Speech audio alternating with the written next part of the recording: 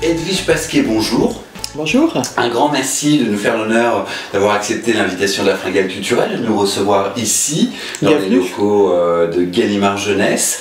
Et puis, on ne vient pas pour rien, parce qu'on a parlé d'un grand événement, un de vos auteurs stars, J.K. Rowling, à qui on doit la saga Harry Potter, qui a fait plus que ses preuves. Et puis, aujourd'hui, c'est la sortie des Animaux Fantastiques, le texte du film. Absolument. Donc c'est un peu étonnant, parce que, enfin étonnant ou pas, parce que je veux dire, avant que ce soit un film pour Harry Potter, on a eu toute la sortie des livres en librairie, et puis les films sont arrivés après. Là, c'est l'inverse. C'est un film d'abord, et effectivement, un livre après. Mais ça montre aussi tout le talent de J.K. Rowling, qui est capable d'être un auteur, qui est un auteur fantastique, je veux dire, qui nous a tous fait rêver, emporter, emballer, lire, toute génération confondue, et puis qui s'est consacré au théâtre, avec son 8e ouvrage qui était Harry Potter et l'enfant maudit, et pratiquement concomitamment, le film Les Animaux Fantastiques. Donc tous ces ouvrages font partie aujourd'hui d'un monde qui est le monde des sorciers, avec Harry Potter, bien sûr, première publication, suivi dans la nouveauté des Animaux Fantastiques, qui est un préquel, c'est-à-dire l'histoire en amont d'Harry Potter. C'est ça. C'est étonnant je ne l'ai pas lu, je vais être très honnête avec vous, mais je l'ai regardé le livre, et c'est vraiment le texte du film. Absolument. C'est pas écrit comme un roman. Absolument. Non, ce n'est pas écrit comme un roman, ça n'est pas non plus le script du film, c'est vraiment le texte du film. Et d'ailleurs, c'est intéressant parce que c'est le premier ouvrage écrit par J.K. Rowling depuis l'ensemble de la saga Harry Potter. Voilà, tout à fait. Et ça s'adresse à la famille. Et ça s'adresse à la famille, bien sûr. Donc ça reprend l'ensemble des dialogues du film, vous pouvez revivre le film complètement, et vous avez des descriptions des scènes qui sont très précises. Donc c'est vraiment en voyant le film qu'elle a écrit cet ouvrage. Elle avait bien entendu fait le scénario du film à l'origine, mais Les Animaux Fantastiques, dans le cas présent, le texte du film, c'est en regardant le film qu'elle a repris et écrit ce livre. Alors vous me confirmez qu'il y aura une suite aux bien Animaux entendu, Fantastiques? Voilà, puisque c'est le premier film, le premier ouvrage de 5. Elle prévoit 5 ouvrages à venir. Et cerise sur le gâteau, le prochain film va se passer à Paris. Ah, formidable. Donc ça, nous en réjouissons tous, et c'est pour 2018. Avec des tournages sur Paris? Alors, quand on voit le film, si vous avez vu Les Animaux Fantastiques, vous imaginez que vous êtes à New York, mais pas du tout. Tout se passe dans des studios. Et oui, mais c'est toute leur magie. Et ce qu'il y a d'extraordinaire, c'est que vous imaginez qu'étant dans les studios, il peut y avoir des choses qui ne soient pas parfaites ou autres. Et il y a au contraire un degré de perfectionnisme dans la réalisation des films qui sont de J.K. Rowling, tout à fait étonnant. Et là, je suis sûr que nous reconnaîtrons Paris sans aucune hésitation. Tous les détails y seront, mais ça sera fait dans les studios en Angleterre. Ça correspond aussi à une raison, je veux dire, la raison pour laquelle, pour New York, ça s'est passé dans ces studios, c'est que les réalisateurs, tout le monde a été à New York, et qu'en fait, le New York de 1926, année et date à laquelle se passe ce film, n'existe plus réellement à New York. Donc ils ont voulu reconstituer New York à cette époque-là, et donc ils l'ont fait dans un studio. Et Paris, j'imagine que ça sera aussi dans les années... Exactement, tout à fait. Voilà, personne ne sait, ça va être la surprise, mais effectivement, je suppose qu'il y aura une reconstitution nécessaire. Qu'il y aura un Paris historique. Absolument. Ça donne l'eau à la bouche pour la suite.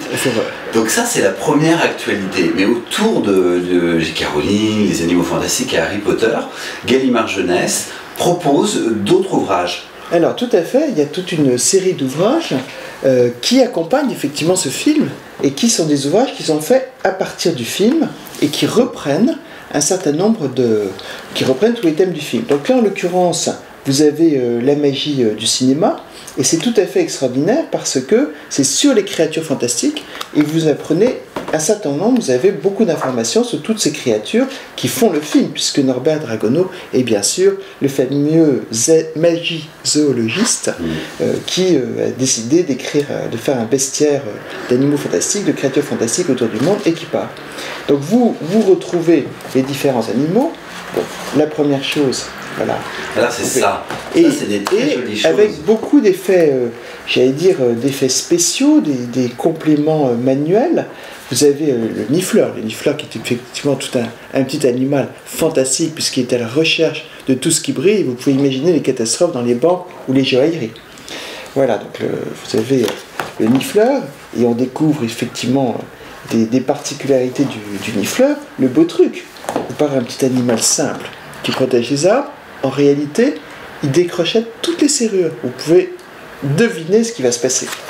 Voilà, et vous avez un certain nombre d'éléments à partir de éruptifs. Ce qui est extraordinaire, c'est que là, vous avez une reconstitution des dessins qui ont servi à réaliser l'éruptif. Parce que, comment ça se passe, est-ce que vous découvrez dans les livres, dans le procédé de la mise en œuvre du film, vous avez d'abord quelqu'un qui dessine, qui imagine, et puis après, vous avez un artiste qui le met en concept, un maquettiste, et puis la personne en charge des effets spéciaux qui les réalise.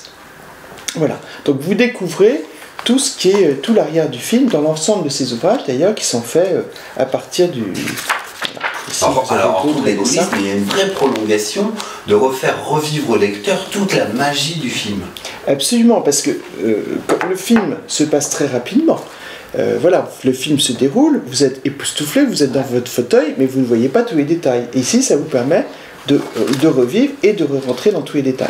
Voilà, de vous donner un certain nombre d'éléments à chaque fois qui sont là, toute la planche avec les différents animaux. Et il y a, voilà. Alors il y a un tome 1, un tome 2. Un tome 1, un tome 2. Donc celui-ci, ce sont les créatures qui sont mises en valeur. Et là, c'était les personnages.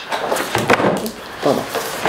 Les personnages du film, avec une présentation de Norbert Dragono, évidemment, mais aussi de Tina, de Queenie et du fameux Jacob, qui a un rôle si important à côté de Norbert Dragono, puisque c'est celui qui prend la valise et confond avec qui était l'origine de cette fameuse méprise. Mais ce que vous montre ici, par exemple, de manière très amusante, c'est que quand Norbert Dragono arrive à New York, évidemment, il y a la douane. Qu'est-ce qui se passe? On lui demande « Qu'avez-vous dans votre valise ?»